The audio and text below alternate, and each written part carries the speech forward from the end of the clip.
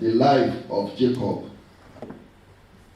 I'll be looking at his short-sightedness, his myopic view of life. I'm going to discuss 4 points this morning. The first lesson we heard about the life of Jacob was the parental role, and we spoke about breaking the yoke of slavery, revelation of God's purpose, and effect of parental favoritism. Last week, we spoke about his scheme. We discussed about indecent proposal in exchange of birthright, lies and deception of Jacob, using the name of God. And lastly, last week we said his encounter with God did not bring or lead to repentance. So we'll continue on that teaching this morning. I'll be looking at his short-sightedness of life, his myopic view. So we saw Jacob last week running away from his father's house to Padan Aram, his uncle's house, whose name was Laban. He had to walk up to 500 miles. If he walked 8 hours a day, it would take him about 16 days to get there. That would be an amount of 125 hours of walk. If you walk 8 hours per day. So that was a long distance, 500 miles. Here was a man who was mommy's boy, who was always sitting at home, who never experienced what out the world looked like up there. Whereas his brother was a brave man, a skillful hunter. So he went, he was just on his journey. In the process, God appeared to him, yet he did not repent. And God promised him, and he gave God conditions again, that if I return, then you will be my God. So God wasn't his God when he was fleeing. Now I want us to quickly have this at the back of our mind. When Jacob ran away from home, whom do you think will be taking care of the father's flock? Only Esau. There used to be 2, but now 1. So when he ran away for 20 years, everything he ran away, Esau would have taken care of those things. His father's property. When God was speaking to Rebekah, when he was pregnant with these twins, God told him, you have 2 nations in your womb. The older shall serve the younger. God was looking at the long-term effect, not the short-term. Do you know that at the lifetime of Jacob and Esau, Esau looks powerful. He actually looks more settled and more powerful than Jacob. During their lifetime, Esau looks very strong. He already have a nation. And do you remember that Israel went, after this event, they went to Egypt for 430 years, serving, and they made them slaves there. But all this time, Edom has become a nation, they have kings. So it looks that, Esau was on top, whereas God was speaking about a lasting effect, something that will last longer. Ultimately, God was speaking about the Messiah that will come to this world, that will come and save humanity from their sins, the Lord Jesus Christ himself. That was in the mind of God. Apart from the nation of Israel, the Messiah that will be born, that through you, all the nations of the earth will be blessed. So, look at that. God was looking at long-term effect, not short-term effect. Now, this man was fleeing. He got to a place, he was getting nearer to Haran or Padan Aram. On getting to the well, I want you to see something about Jacob again. On getting to the well, he met some people there. And he asked about his uncle. He said, he is here, he's well. Then he asked the people. There are 3 flocks here, 3 shepherds with their flocks.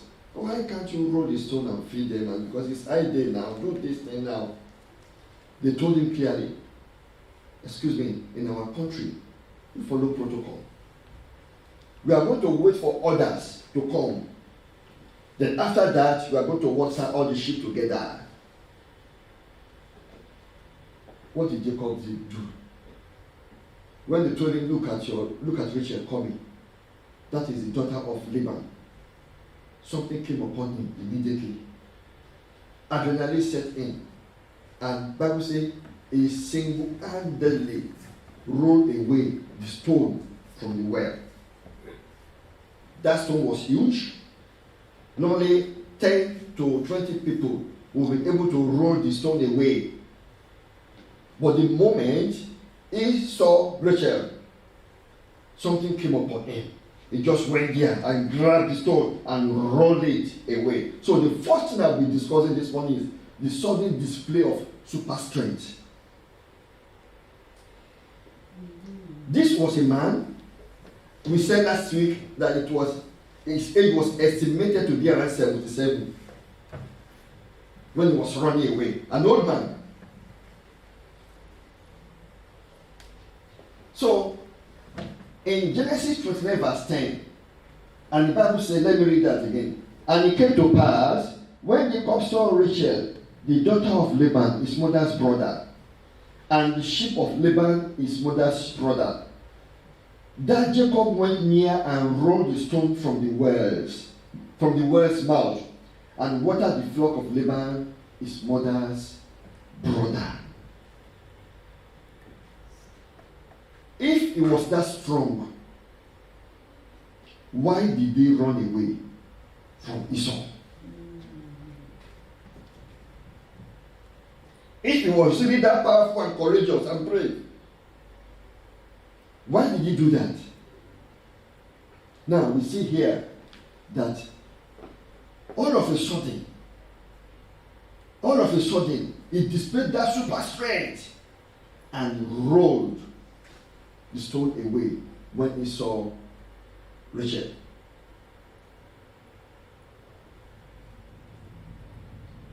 We liken this to eye service. We liken this to display of power, show off. In other words, if you want to term it in another way, show off of strength.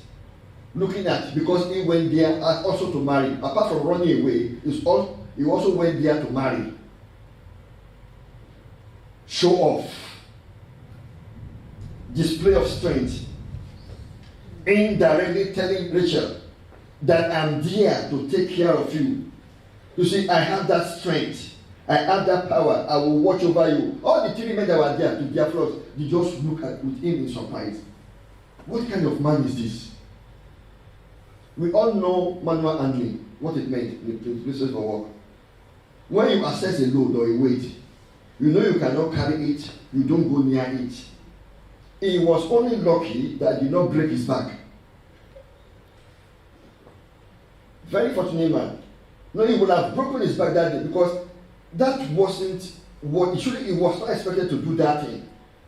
And the Bible says in the book of Ephesians 6 to 8 that not with eye service as men pleasers, but as born servant of Christ, doing the will of God from the heart, with goodwill, doing service as to the Lord, and not to men, knowing that whatever good anyone does, he will receive the same from the Lord, whether he is slave or free.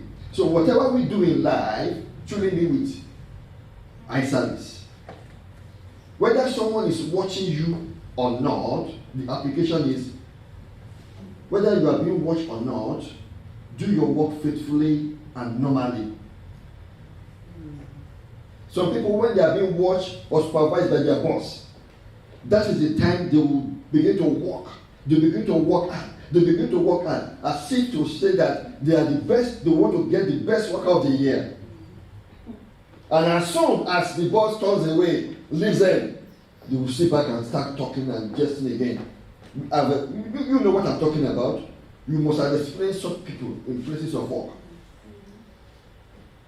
As soon as the boss comes, they will work very hard, and when he turns away, they will just sit down and wait. The Bible is now saying here, we should not be doing eye service or men pleasers, but everything do according to the will of God.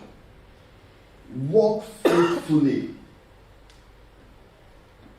Like I said, very lucky man that he did not break his back. That's the first thing we noted about Jacob again. His sudden display of super strength. The man who was always sitting at home with mom, now is now fetching water to feed the sheep. And he now is now rolling away the stone, a huge stone. Indirectly telling Rachel, I love you, yes, I will protect you, I'm that superman, I'm that strong man. Whereas he didn't tell her the story. What made him come to that place? He was fleeing from his mother and son. That's the first thing I would like us to know. Second thing this morning is the turning of marriage to business transaction. Turning of marriage to business transaction. The plan for Jacob initially was to stay in Laban's house. They agreed together that we are going to stay in my house for 1 month. Then he began to work for Laban. You know, boy who used to sit in the house is now feeding and pasturing the flock. And when Laban noticed this, then I said, you can't be working for me for free. Look at what the Bible says. In Genesis 29, 18 to 19. Now Jacob loved Rachel. So he said, I will serve you 7 years for Rachel, your younger daughter. And Laban said, it is better. Light's gone. Light off. Okay. Back again. And Laban said, it is better. Put the screen back on, please. Thank God for the rains. Amen. So, let me continue until that you're ready. So, he said, I will serve you for the younger daughter, Rachel. For how many years? 7 years. Now the question is, where did Jacob get this one from? Because it has never been mentioned prior to this in the Bible that someone will work for 7 years to get a bride. When his father Isaac was about to get married at age 40, Abraham sent his servants to go to the same house to look for a wife, and they got Rebekah from that house. So there was indeed, in those days, there were procedures. Whether you send your servants with the bride price, or you go yourself, go and get the bride, then return back to your house. That was the procedure in those days. Even in his family, his father did that. Abraham married Sarah. Well, they are anyway, they are half sister and half brother together. And that was the procedure, that was the principle in those days. Now Jacob said, I will serve you 7 years for Rachel. Do you know what that meant? Do you know what that meant? The years of your girl was 7 years of work. So I will serve you for the life of Rachel 7 years, equating 7 years to the life of a human being. And Laban himself, who was a fraudster, said, okay, very good, serve me 7 years. If Jacob died because he went single-handedly, he didn't go with anything, he was running away. He had every right.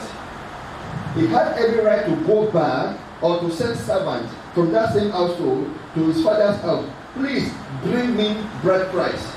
I found a wife in Padam Aram. Isaac and Rebekah would have done that. But what did Jacob do? Say, I will serve you 7 years. See, I will serve you 7 years for Rachel, your younger daughter. And Laban said, it is better I give her to you than I should give her to another man. Stay with me. And not only that, he served another 7 years. He was deceived, which I'm going to explain later. So he served a total of 14 years. 7 years for Rachel, 7 years for Leah, for women to marry. And no wonder when God told Jacob, go back to your father's country, do you know what his daughter said? Daughter said, look at Genesis 13 to 16. God appeared to him and God said this, I am the God of Bethel, where thou anointed the pillar, and where thou vowest a vow unto me. Now arise, get thee out from this land, and return to the land of your kindred. And Rachel and Leah, at this time both of them agreed together. The answer said unto him, is there yet another portion or inheritance for us in our father's house? Are we not counted of him strangers? Speaking about their daddy. For he has sold us and hath quite devoured also our money. For all the riches which God has taken from our father, that is ours now, and our children. Now then, whatever God has said to thee, do. Even his children, these two daughters, Leah and Rachel said, our father sold us to you. The consent of these two ladies were not sought by their daddy when he was bargaining with Jacob. So Laban and Jacob turned marriage transaction into business. The first institution ordained by the Most High God in the Garden of Eden between Adam and Eve. The first one, only matrimony, Jacob turned into business transaction. I will work for you 7 years. That is the life of your daughter. The second daughter, 7 years wages. That is the life of your daughter. Business transaction. And so that is why you see couple today. Husband will go this way, wife will go that way. Competition in marriage. People today, because they are not being rightly taught, you see husband and wife competing against each other in marriage. You bought this thing, I will buy my own. Oh, you bought that house, I'm going to build my own house. Oh, you had this kind of car, I'm going to do my own. Instead of working together, making a great fire, making in unison, making with one purpose. People go separate ways. They turn everything to business transaction. Something happened a few years back. The church where I used to worship, I was one of the worship leaders. Then I was leading the worship that day. Then this young man came into the church and sat at the back. And after the service, I went to him and I greeted him. So where are you from? Nigeria. Seems so we are from the same country, but different tribe. I'm from the southwest, he's from another side of the country. I said, how are you? How's everything? Then we were discussing. Then the lady she came in with said, who is this? He said, this is my partner. When he said this is my partner, then I drew back a bit. Because this boy was around age 27 as at that time. I said, this is my partner. And also a lady around age 68 or something like that. My partner. I drew back a bit and I said, this guy has a motive that is going to hurt this woman one day. And when that happens, this woman will think we are the same because she heard that we are from the same country. So that guy visited our church maybe about 3 times. We used to worship them and then come again. I said, this guy will hurt this woman one day. Because I knew it that you cannot go to your back home and say you present this someone who is older than your mom as your partner. Not acceptable. Older than your mom, as like I said. Some people it worked for them. You know, there is one president in Europe that it worked for them. You know, you all know that story. But when I said this guy was actually having no visa, his visa was about to expire. So through marriage, people venture into unholy alliance. They are now trading on holy matrimony. People are playing games with marriages. In his heart, he knew that this woman will not be welcome. Not because of the color of the skin, but because of age difference. Older than your mom. Because I know the culture very well. I just drew back immediately. If it happened, don't come and say, where is this guy? Where is this guy? I maintain that distance with that guy. And some people are still doing that today. A lot of people doing that today. When they know someone is having permanent resident visa or a citizen, and their student visa or whatever visa they have is about to expire, you see a man now quickly luring woman to marriage. Quickly, let's get married. Let's get married. Let's get married. Let's get married. It has a motive. It has a motive. And people are not thinking. They are blending with fake love. It's my love. Sugar in my tea. Mosquito in my net. It's my love. I love it. What do you know about love? Someone is playing on your intelligence. You think, it's my love. It's my love. It's dangerous. People should be very careful these days. One day, I had a story, true life story. One Indian guy met someone, a Christian man, and he said to this man, do you know any lady who is a citizen or holding a permanent resident visa that can help? And this person said, what kind of help? He said, we need a lady that we are going to pay between $30,000 and $50,000. Then we are going to, these two people, they will get married. They will go to marriage ceremony, they will marry them. They will take pictures together, they will video record them, and they will live in the same house for 6 months minimum. Because they said immigration will likely come and visit them. They will not live in the same room, it's because it's just a contract. But on the day of wedding, they will kiss each other, and that is the only thing they will do that day. And that each one will have his own room. But after 6 months, the person will be paid instrumentally. The Christian brother said, this is criminal. This is crime. This is evil. You don't tell me that again. So that Indian man just repeat back of that. This one is going to expose us. If it has not been happening, people will not do it. No, they will not talk that way. Only matrimony turn into business transaction because of visa. Sometimes people will do it because of money. So is it not just 6 months? Okay, and now you are going to pay me that much? That's okay. No problem. So people will go for it. People who are not thinking, they don't know what they are doing to themselves. Insincerity, sin against God and humanity.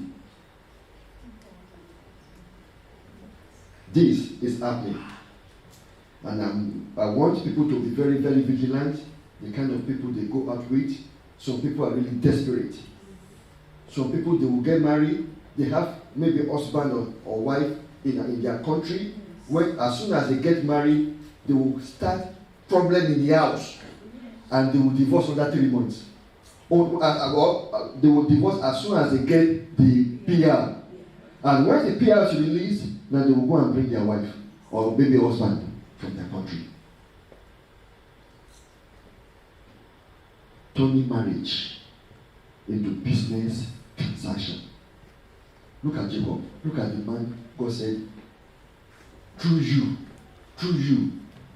the nations of the world will be blessed. You know, that covenant started from Abraham to Isaac, now transfer to Jacob. And look at the way Jacob is behaving.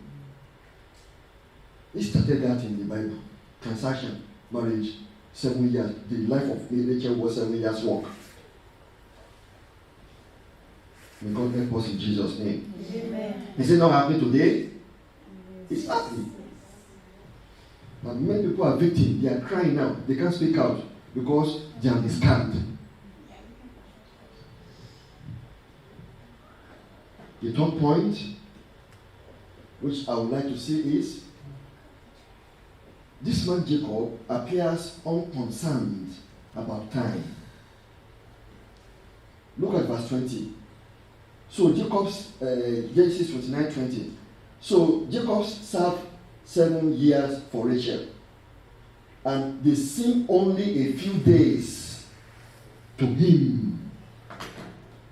7 years, like few days to him. If a child is born today, in 7 years, where will he be? In primary school. If someone got admission to uni today, in 7 years, where will he be? In 3.5 years, he will finish his degree. 1 or 1.5 years, he will finish his BSc. Probably in 7 years, he will have started doing his PhD, if he wants to continue academic line. If someone gets married today in 7 years, he will have had 2 or 3 children. Jacob at age 77, estimated age 77, still saying, yes, I will serve you 7 years, which implies at age 84. At age 84, I will have my wife.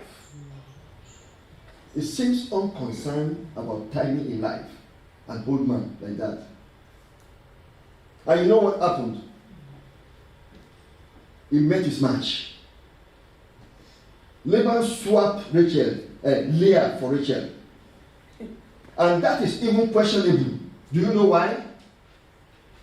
But the Bible says that at the night time, Laban brought Leah to him, thinking that Jacob thought that it was Rachel. Now we have questions. Throughout the night in the room, does that mean that they don't speak to each other? Did they speak to each other? Does that mean there was no lamp in the room that day so that you can see the face of your spouse? So you live in the house for 7 years, you don't know the body odor. If we close, let's say we switch off the light, everyone close your eyes. If I say someone speak, I know the voice of some people here. If I say I close my eyes, if my wife speak there, I will know she's speaking. If my daughter speak, I will know she's speaking. And all this, if everyone, I know your voice is that, I will say, I know who is speaking here. Because of familiarity has been here. We meet every Sunday. Sometimes we talk on phone. He lived 7 years in the house. Does that mean they did not speak over the night? They didn't see the eyes? Or you didn't know the body odor? No sign language? And he came out in the morning. Yeah, I worked for you 7 years. You gave me Leah. And why? I should be the Rachel. But the son was deceived. Maybe he was drunk. If he was drunk, that was okay. He would say, well, he wouldn't know. But that question mark is still there. Now, Laban deceived him now, and he had to work another 7 years to get Rachel. the one he loved, truly loved. So 14 years Jacob was serving to get married. 14 years is long enough. 14 good years. He still not bother about timing. Let me tell you what I wrote down about timing. I say, time is an opportunity to do a thing. Language of time is now or never. Unused time is lost forever. Time is not accumulatable. Time is not static. Time is not stoppable. Time is not transferable.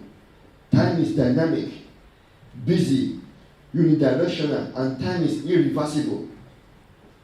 The Bible says, redeem the time because the days are evil. Once you don't use your time judiciously, that time is gone forever. Now you are in the church now, worshiping together. We are worshiping together. It's being recorded for you in heaven. You are in the presence of God, worshiping. There is benefit attached to worshiping God. We cannot get that in the financial terms, like money. You know, when you go to work, you get paid for the work you do. But when you stand in the presence of God to worship God with God's people, there is benefit attached, or there are benefits attached to it, which we are able to measure because it's purely spiritual. Joy of the Holy Spirit is spiritual. Peace of mind is spiritual. Salvation of soul is spiritual. That one, those things you cannot buy with money. Deliverance is spiritual. You cannot buy with money. Healing, spiritual healing, the healing of the body without medicine is spiritual. You cannot buy that with money.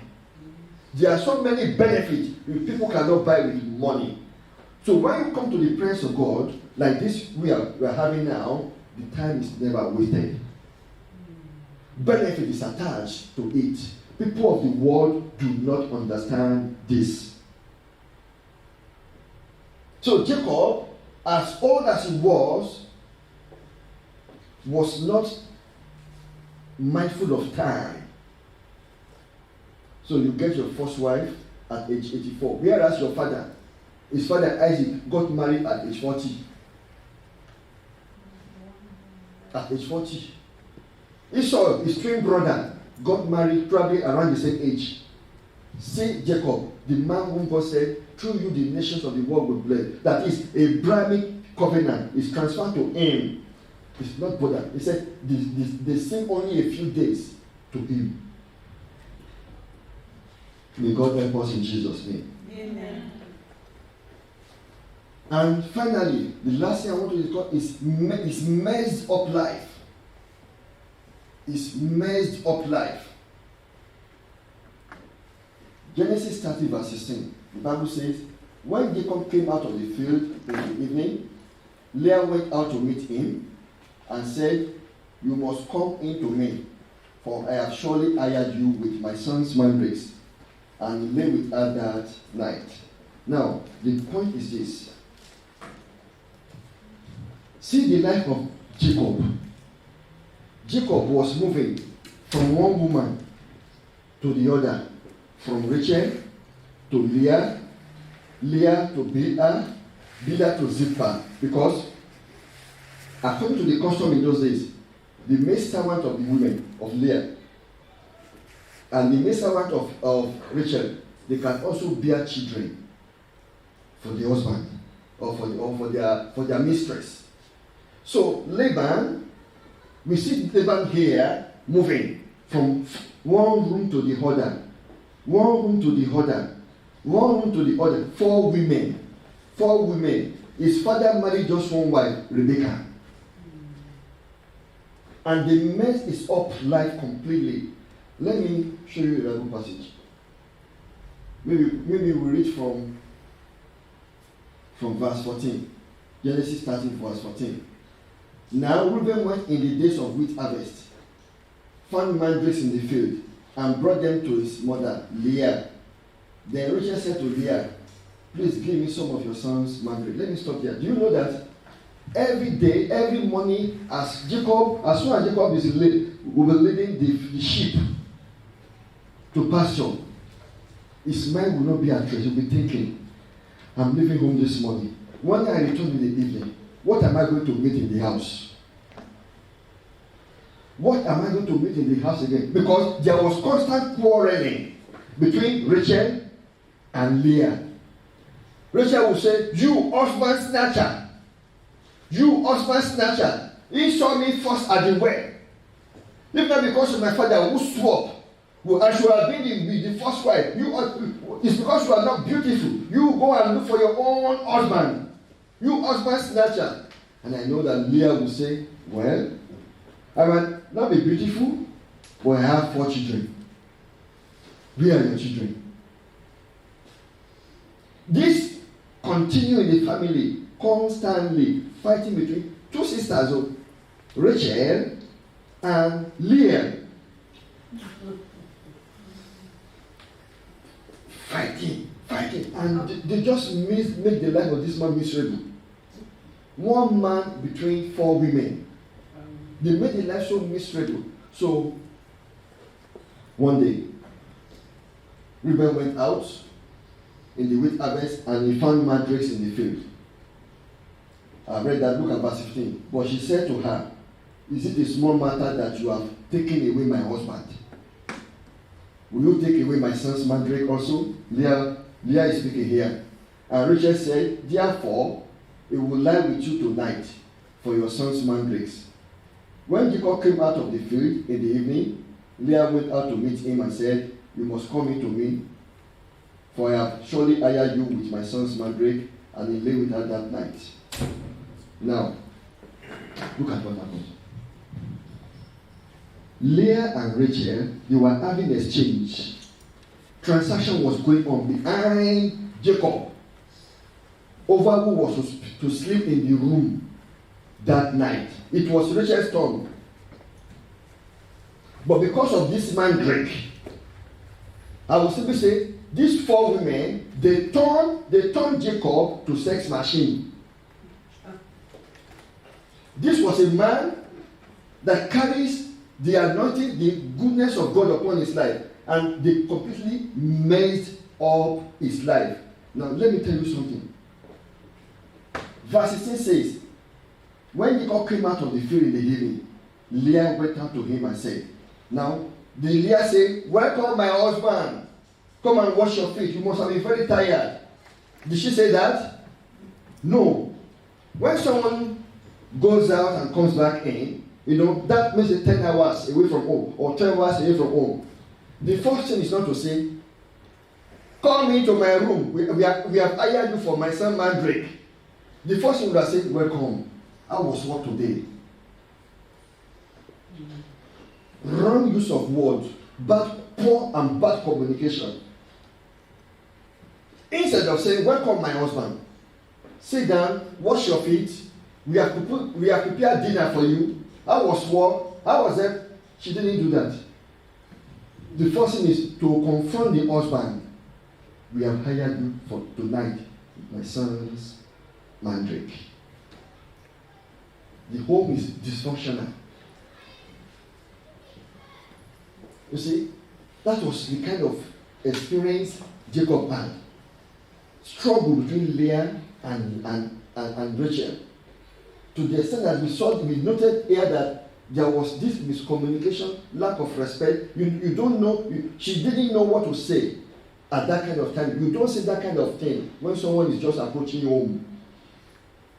This is what they say, marriage, when you are doing marriage counseling. Right words at the right time. She was saying this at the wrong time. Someone who has been very tired, who was thinking, what am I going to meet at home today? What are they fighting again? Was to say, come, we have hired you. Very, very wrong. Dysfunctional family. Why am I saying this to you? Look at the kind of family. Look at how Jacob run his family. The man who carried the power, the presence, and the Abrahamic covenant upon his head. imperfect family, man with many flaws, man with many mistakes, man who cannot even handle his family properly. Look at him. So no matter what you may have done against God, God will always be ready to help you. Amen. Now, the word mandrake, do you know what? I want to give you an assignment. When you get to, please Google it.